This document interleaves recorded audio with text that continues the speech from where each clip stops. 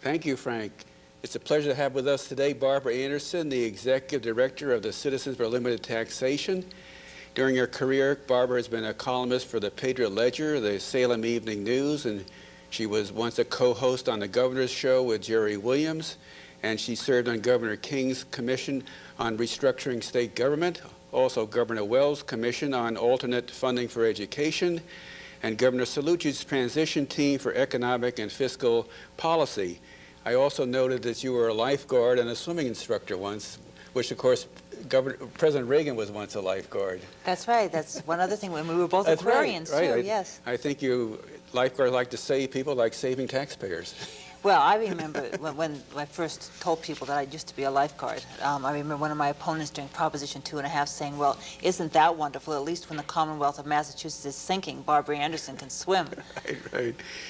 Henry David Thoreau said, there will never be a really free and enlightened state until the state comes to recognize the individual as a higher, independent power from which all its power and authority are derived. And Thomas Jefferson said, government big enough to supply everything you need is big enough to take everything you have. As government grows, liberty decreases. And CLT, in my opinion, and many others, is the one who really helps the taxpayers to maintain their liberty, and Barbara Anderson has been in the forefront of that for several years. And exactly what is the total role of CLT? Well, I think you stated it pretty well, though also Henry David Thoreau once said, whatever possessed me that I behaved so well. So I think part of our modus operandi is to cause trouble, you know, to make sure that when the government is trying to push us around, that we push back. Somebody has to do that. And the reason that I got involved when I was just a lifeguard and swimming instructor was I had this sense of powerlessness. You know, this was 1970s, our property taxes kept going up. We had a thing called the auto excise tax that other states didn't have. Our income tax was the highest in the country. And every time you tried to do something about it as an individual, then you simply couldn't get anywhere. They would look at you and say, well, how many people do you have behind you? How many votes can you deliver? So then I realized that you really have to join with other people like yourself. And once I joined CLT, and I didn't found it, I joined the organization, which was founded by Edward F. King. And suddenly I felt I wasn't alone anymore. And I think from what I've discovered from what our members say, that's what they feel too. Even when we don't win, we at least are together. We have a voice. We make them work hard. For every cent they take from us, they have to justify their tax increases to the public. We get a chance to put things on the ballot, and sometimes we win. And even when we lose, we certainly influence elections. So I think it's more a matter of having some kind of control over our government than it is even a money issue. You've had some significant accomplishments in the past, right? Proposition 2.5, I think, was is certainly the best known, and that was in 1980 when the voters supported us and voted a property tax limit 20 years ago now, and it's still with us. Though actually my favorite accomplishment is still the defeat of the graduated income tax. This state is very fortunate in that we don't allow a graduated income tax. Our Constitution doesn't allow it. And CLT was actually formed to fight the grad tax. Every time the legislature puts it on the ballot, we defeat it. And we've done that 5 times already. And that's important, I think. Without Prop 2.5, I hate to think what the taxpayers would be paying in property taxes nowadays. It would be almost uncontrollable. I'm not sure there'd be many of us left around to pay them. It would have become so unbearable that people would have left. And the Municipal Association, Jeff Beckwith, says that 2.5 hurts cities and towns. What's your feelings on that? Well, you know, actually, we were the best thing that ever happened to cities and towns.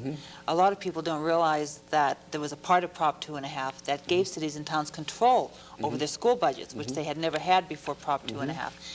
Also, because of Prop 2.5, the cities and towns got the local aid that they'd been promised by the legislature for decades, but never got.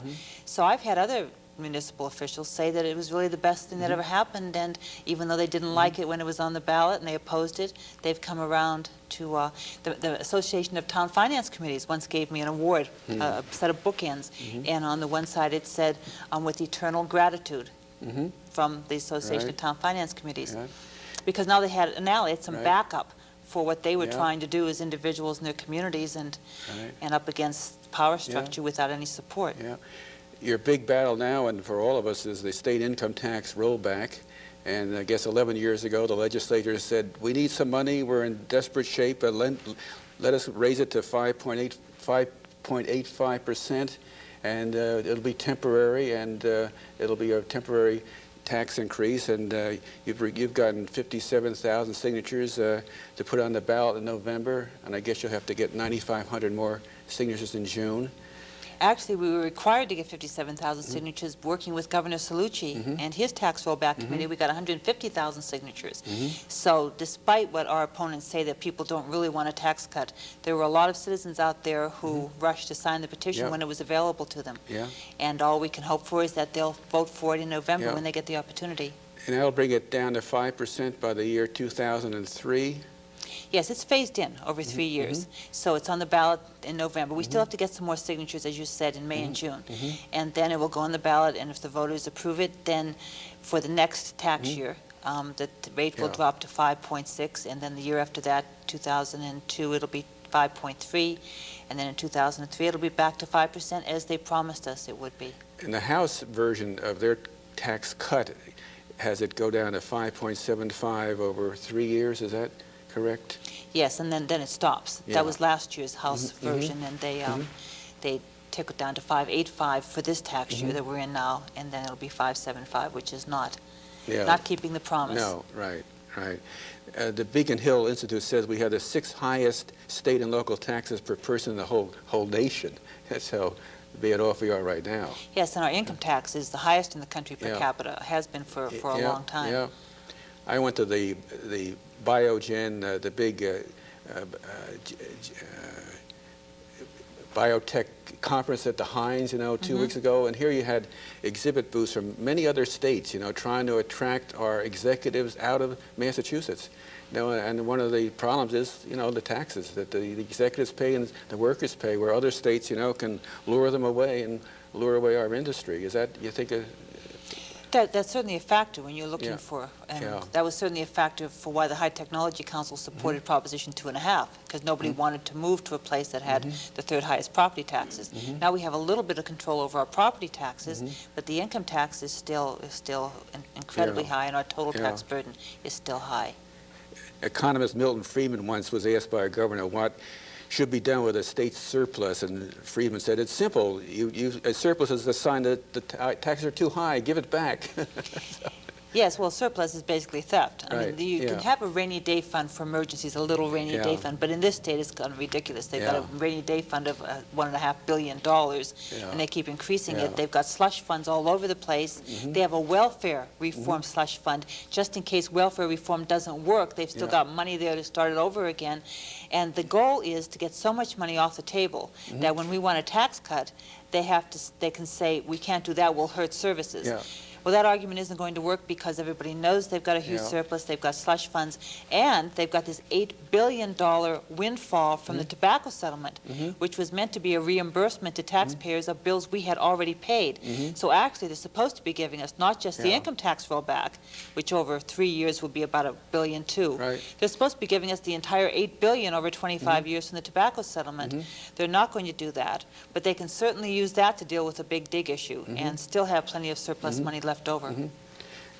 David Warsh in the Globe said that the state is doing fine with their rainy day funds and everything else, but based on something the Mass Taxpayers Foundation said, there's a concern that there won't be enough to cover the upcoming, costs that are coming along the road, the big dig, the toll decreases on the Mass Pike, and the rollback, that there's just too much is happening now that a rollback isn't really, that doesn't make that much sense.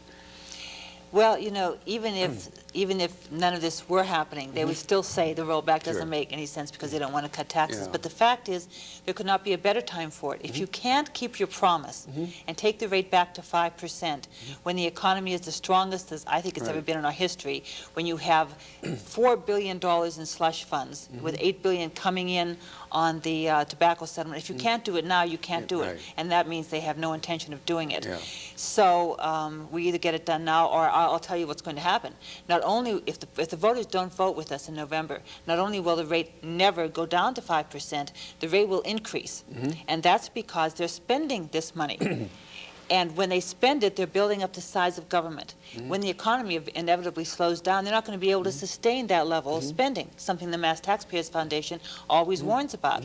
And yet, incredibly, the Mass Taxpayers Foundation, so-called, doesn't understand the only solution is don't give the politicians the money in the first place, because they will spend it. Right. And they will spend us into a fiscal crisis, and then when that crisis hits, they'll increase taxes. Yeah. So our choice right now in November is 5% rate over 3 years, or inevitably an increase to 6-7%.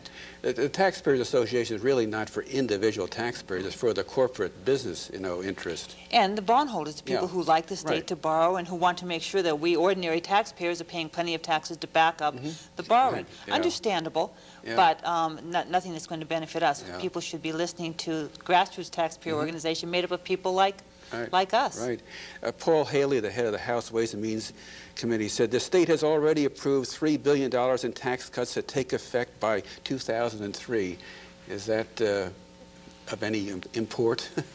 Well, actually, the voters voted the most important one, Yeah. the so-called unearned income tax cut for people who get investment income. The voters voted for that when it was on the ballot. And actually, our income tax rollback, when we take the earned income rate down to 5%, that so-called unearned income rate follows it down. So our tax cut will be both for people who have an investment income and regular income. That was a great tax cut. A lot of the other tax cuts were things that were long overdue, like increasing the personal exemption, which had not been adjusted for inflation. And they certainly should have done those tax cuts, but that doesn't relieve them from the necessity to keep their promise that the rate would be 5% as soon as the fiscal crisis was over, which it was 6-7 years ago, but then the bonds for that crisis were paid off 3 years ago. They owe us. They owe us a 5% rate, and we hope we can get it from the voters.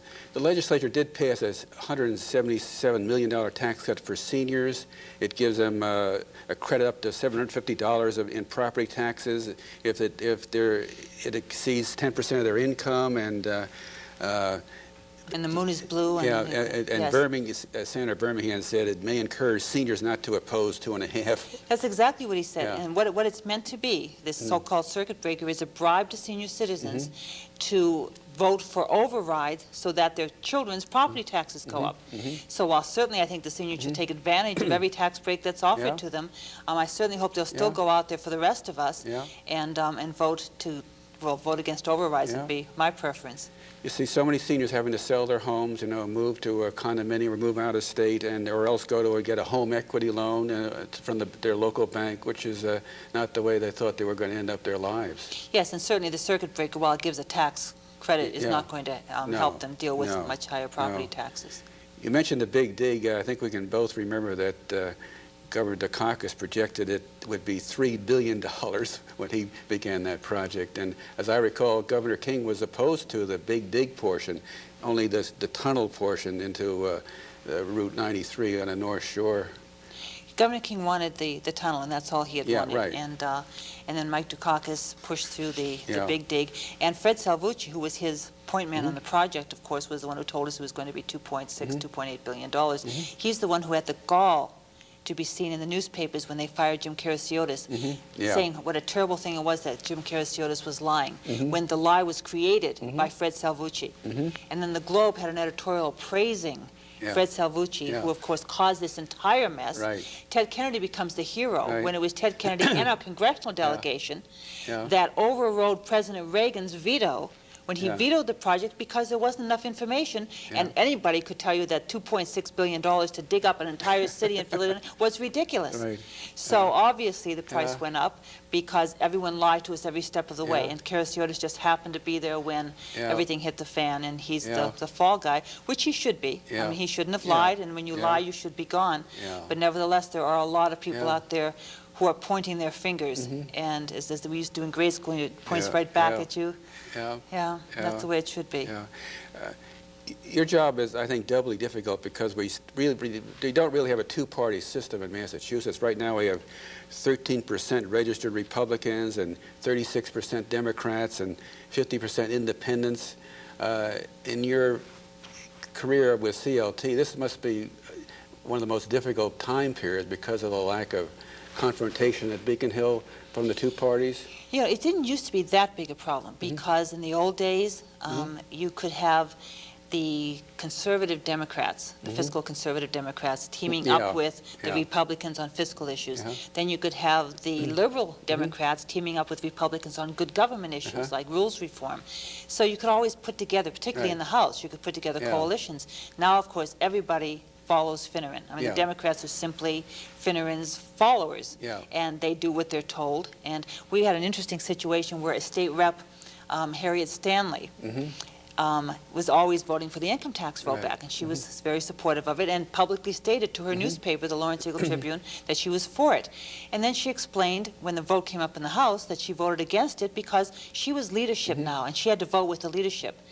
And you have to ask yourself, well, wait a minute, if she represents, I think it's West Newbury, and Tom Finneran is from Dorchester, and she votes with Finneran, who's representing West Newbury? So all these state reps out there, all the Democrats who are voting because they're doing what Finneran tells them to do, are giving Boston, Dorchester, you know, 100 and some votes. Well, who's representing us? And that, of course, means eventually it's the end of democracy, and that's far more of a problem than what party people belong to. And now they're increasing their per diem rates, and their travel time and their office expenses are being jacked up. Well, talking about broken promises, there was a question in the ballot in 1998.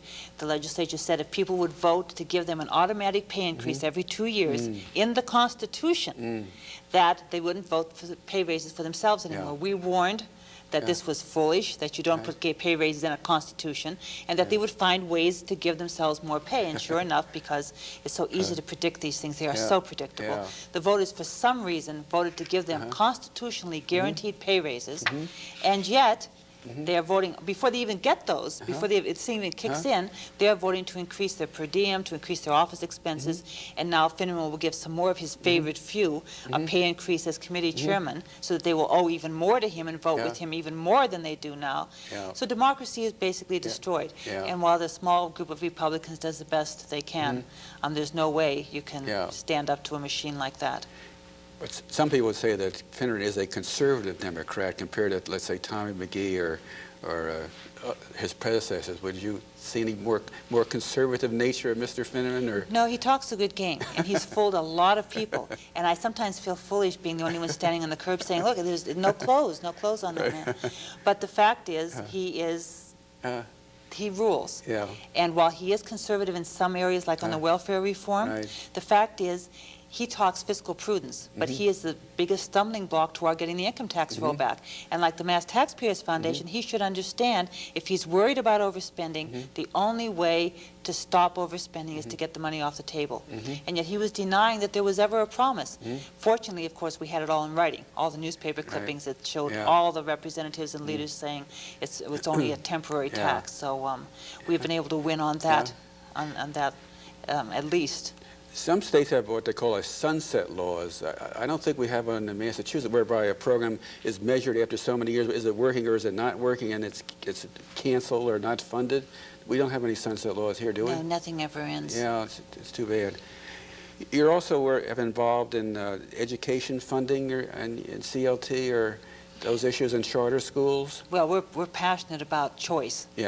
And certainly vouchers and school charter schools are choice. So I think the only real solution long-term to all of our problems is to get the kids educated enough that they can start to vote intelligently and to deal with all these other problems. But while the Mass Teachers Association controls the educational system, and while people who can't afford private schools have no choice and no options, then the system continues to deteriorate, and eventually it's going to be a serious problem we might not recover from as a country. It's not just Massachusetts. So the single most important issue in the world, I think, is school choice, lifting the cap on charters, moving toward vouchers, and total parental choice.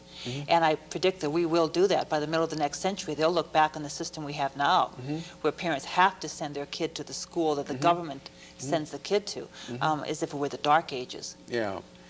One thing that's never given much emphasis are vocational schools. You know, European countries have a very strong apprentice programs, vocational training. Here in America, unless you're going to college and looking for a college entry, you're not considered, you know, you're considered almost a second-class student. But there's such great opportunities for vocational training, and particularly high tech. Not just high tech. I mean, Yeah. anybody who's tried to get a plumber or an Yeah, electrician right, wishes that right. a lot more kids Yeah. would forget about Yeah. going to play at Yeah. UMass and get serious about learning a trade Yeah, exactly, yeah. and make money. Yeah, right. Yeah. What's your position on the new Red Sox stadium? Well, actually, we were thinking of changing our name to Citizens for Taxpayer-Funded Baseball Fields. Right. I'm always amazed when people ask me, what do you think about the taxpayers paying for a football field Yeah. or a game? Yeah. I mean, it's bad enough that our Yeah. money is taken from us Right. forcibly Right. for borderline essential services, but to take it for a game, for a toy business, and subsidize the Patriots or the Yeah. Red Sox.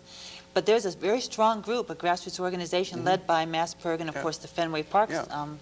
the people who live Yeah. there. Yeah. And they're fighting back, and I think they have a good chance to at least stall long enough Yeah. so that people come to their senses. I think even Ralph Nader got involved with, was it Foxborough or Connecticut stadium? Ralph Nader was up on the Red Sox Yeah, Stadium. Yeah. Yeah, this spring. Right, right. And he certainly, while I don't Yeah. agree with Ralph Nader on No. everything, his push against corporate welfare is the one area where we make contact with Massberg. I think that people should not give taxes so that certain wealthy people can get particular breaks for their businesses from government. So we're opposed to the Red Sox as we are to any corporate welfare. Are there any other hot buttons we haven't mentioned that CLT is involved with? Well, our major focus right now really is to work with Governor Cellucci, get the income tax rollback on the ballot, and give people a chance to vote to keep the promise. I think if the taxpayers in this state allow them to get away with this, it's a bigger problem than just the fact the income tax Yeah. rate won't drop. Yeah. You simply have to hold them accountable. And if people care about their children, then what they have to do is teach their kids that when you make a promise, you have to keep it. Right. And the government should not be an exception to this. So I think people on the moral issue of keeping a promise should vote for the income tax rollback, even if they don't need the money. Because, you know, if you get that extra money from the income tax rollback, and it's quite a lot for middle-income people, you can always give it to charity. Yeah. You can always donate it to an animal shelter. Yeah. You can certainly spend it more wisely than the legislature will, which is spending it on its own pay raises and its Yeah. perks and its privileges. So I think people should vote for it for a variety of reasons, and if they don't need the money, then give it away. Yeah, someone said we're reaching the point in this nation now where there are so many high federal, state, and local budgets that eventually there won't be enough taxpayers to carry the load.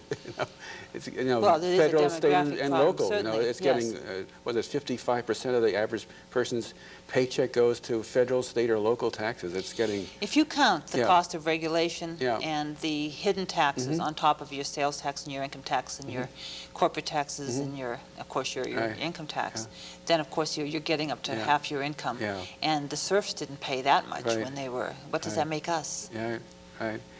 Well, Barbara, it's been a pleasure having you here, and I don't think the taxpayers could have a better lifeguard to protect them. Well, very- thank you, and Right. so hello to all of our Right. members out there who are Good. watching, because we couldn't do it Right. without them. Yeah, and Frank will give you on the screen where to contact CLT, and it's an excellent organization you should all be a member of. Thank you very much. Thank you. Cause he crowned my good. He told me he would. Every brotherhood from sea